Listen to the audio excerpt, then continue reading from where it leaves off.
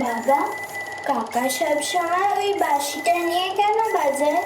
একদিন একদিন তোর দাদুর মানে আমার বাবার এক বন্ধু, তার বাবা ব্রিটিশ পুলিশে চাকরি করতো 1940s।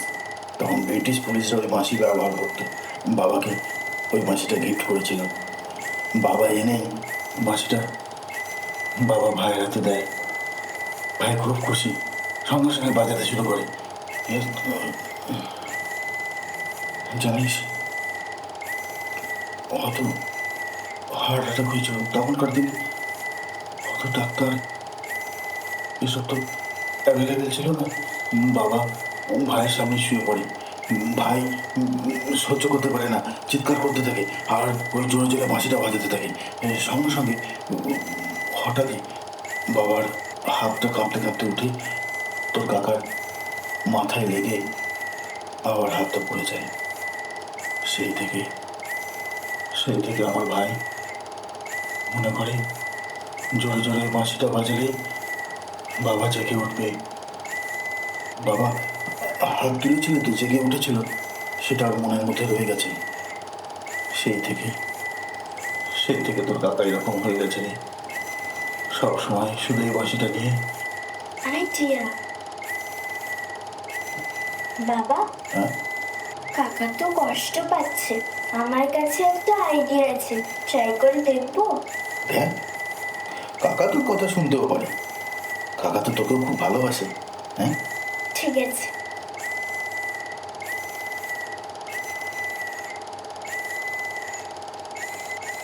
কাকা,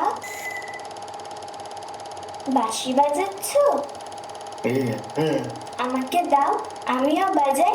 আমরা দুজনে মিলে বাজালে দাদু আরো তাড়াতাড়ি শুনতে পাবে।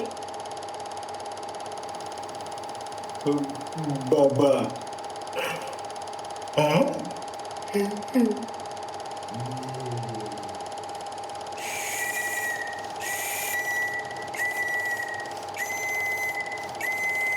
খুকি তোর বুকে ব্যথা করবে, লাগবে, আমাকে দে।